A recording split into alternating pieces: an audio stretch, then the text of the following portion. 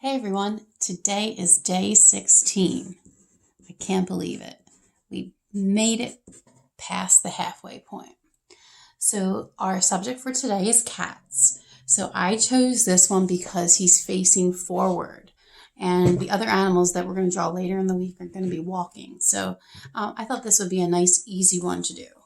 So this cat is an oval shape. So we're going to start out with the head being a circle and his body being an oval. So at the top of my paper, I'm going to make a circle. Now, I'm fortunate here today because my paper and my subject are close to the same size.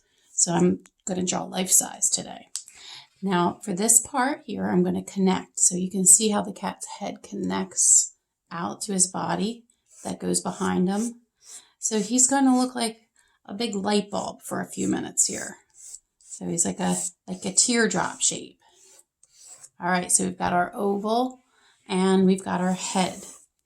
Now we're going to get to put the little detail. So it looks like like a cat. Now the top part of his head is going to go straight across, and then we'll go up for the slant of the ears. Now, if you have your own cat, you might want to look at your own cat and figure out, like, does your cat have shorter ears or longer ears? Are different types of cats, so their ears are different. All right, so we'll just kind of curve them around. Now, we kind of see that it's a cat, but we're going to get his body together. So on this part, I'm going to think about the legs and where those two legs go in the front. They kind of start all the way up here. They're his shoulders, but they land all the way down here. So on the bottom of the paper, I'm going to put a line like this and a line like this. So I'm thinking that's going to be the spot where I want those 2 feet to land.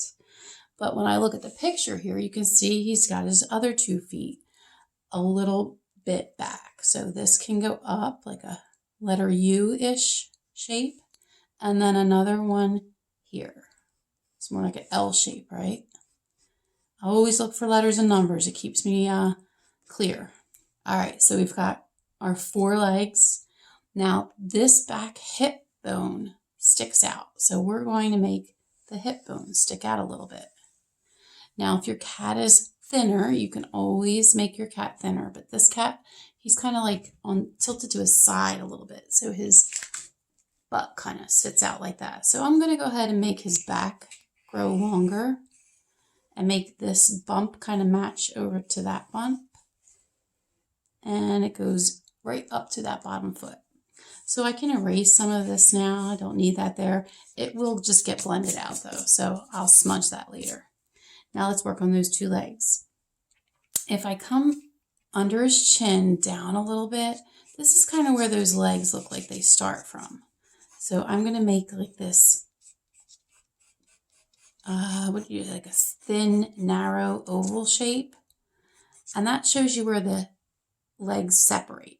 Now we're going to make the legs kind of go up to the sides of the body. So we're making it thicker and thicker as we go up. Now this bends a little. See, I can see his elbow there. So I'm going to make a little bend there and right up to the sides. Now, he doesn't really have this shape there. His hair kind of goes there. So I'm going to erase that out a little bit. So it just kind of looks like there's a separation. And then later I'll fill this up with some nice hairs. So while we're down here, let's finish the feet because they're easy to do and we're right here. So I'm going to start on above the feet, like not right at the bottom. And I'm going to make 3 short lines. So one goes this way, one goes straight, and one slants. Then I'm going to make them curve around to the bottom. So this one just kind of goes down, but these bend. Curve around to the bottom, straight, curve around to the bottom. Now, on the back ones, I don't see all of it because it's kind of halfway behind there. So I'll just say that I'm going to see 2 lines. This one will go straight down and this one will curve around. Now, back here is where his fur overlaps his leg. It's like bent under. So I'm just going to put a shadow here right now because later I'm going to put some fur down there. Over here, shadow here, and then 2 lines straight down, curve around. All right, now let's give him a tail. My cat doesn't have a tail on this picture. So the tail of a cat is about as thick as his leg. So we can't make the tail too thin or it's going to look strange. And we can't make the tail look too thick. So I've got some room on this side of his body. On my original sketch, I drew it on that side. So you can see it doesn't matter. All right, so I'm going to pretend it comes from behind him because the tail would grow right back there. So it would become like this. So I'm going to make it come around to the front. Then about as thick as his arm, you can go a little bit thinner. I'm going to bring this around and then curve it nicely. All right, so we've got to still go back and add hair, but let's go on to the face. I'm going to zoom in a little bit because I think the face can be a little tricky. All right, so I actually do like to draw cats. I'm not a big fan of owning cats, but I do like to draw them. Right smack in the middle of his face is going to be his nose. So I'm going to put one little line there. All right, so I know where the nose goes, but I want to figure out where their eyes go. So I'm going to come over, not even with it, just over a little bit. And I'm going to make a line that curves over like that. Like it's almost like eyebrows that went in between his eyes. All right. Then I'm going to make a really big circle and I'm going to make the circle like hit that line and stop. Same thing over here. Don't they look like great cat eyes? I really do like to draw cat eyes. And they go to a point. So it's like the letter V there. All right, you see it? Okay, let's go on. Now you could go back and color that dark. When I color pupils dark, I like to leave a white space. So you see how that little white speck makes it look like there's a glare in the eyes. All right, so I used to have cats. I used to love cats.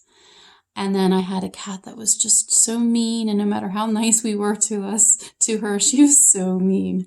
And she ruined me. I don't want a cat anymore. She peed all over the house too. Anyway, so maybe she knew we didn't like her. Under here, I'm going to put like 2 little nostrils, real gentle. I don't want to make them look dark. And then I'm going to make the under part of the nose. So it kind of goes under and then up. Okay, next part. Cats look like their face is split right there. And this is like a little pouch. So I'm going to make it, it's going to look kind of funny. Little curve. Now, this cat has an open mouth. All right, I'm going to draw it closed and then I'll put the tongue on for you after. So that goes on this side too. So see how it kind of looks like they're smiling? And their chin just comes under. So now this part had a circle there, but I'm going to just try to make it like blend to the back of the body. Now inside the ears, I definitely want to put some shadow in here. And I want to make the mouth look like it's, maybe a little bit darker. Now, if I want to make that tongue coming out, the tongue is going to like take up a whole lot of his face. So I could take the tongue and just bring it right back.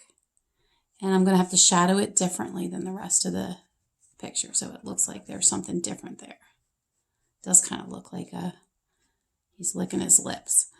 All right, so now let's give him some shadow. Last step of the project, and if your cat has different spottings and stripes, you're going to have to, develop it on your own. But if not, we'll all just do this yellow tabby cat.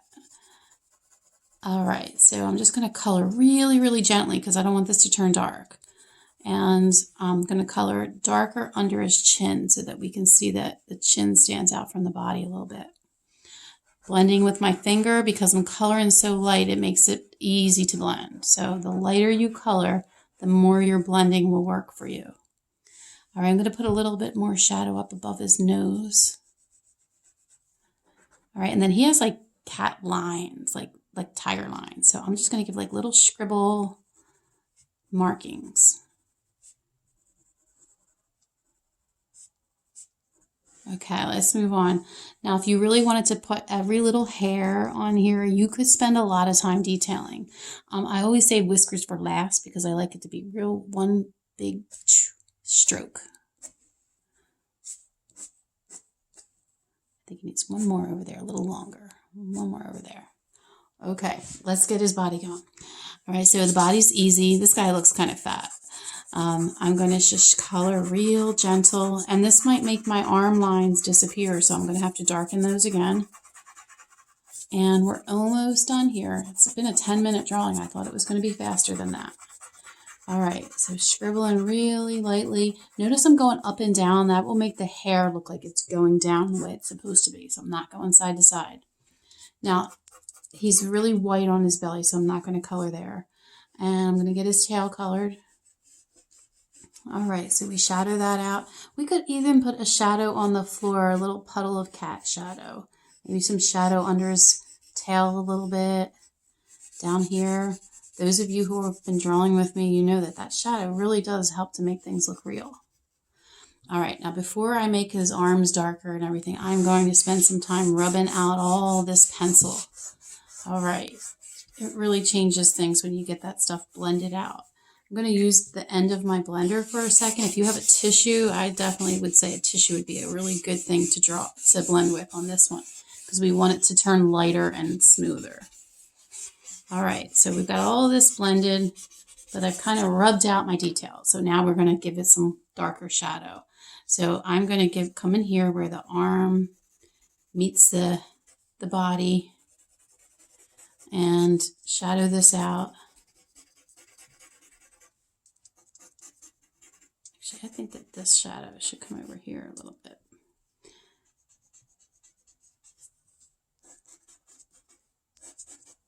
All right, darken your shadows up.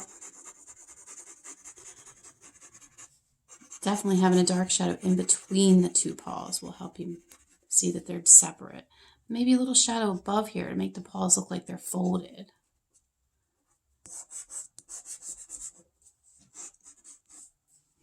And some shadow above here. And I think we could say that we're done. If you wanted to continue, you could really look at a picture of your cat and just kind of like follow the hair patterns. I think hair patterns really kind of dictate how the animals are shaped. So animals have hairs that go forward and down on their bodies. So really pay attention to the hair patterns because if not, they go in the wrong direction. They do look strange. If it's a short hair cat, you would really want to keep these hairs short. But if it's a long hair cat, you could even lengthen them. So we are done on our cat picture. And let's just take a quick look. And there we go. All right, have a great day.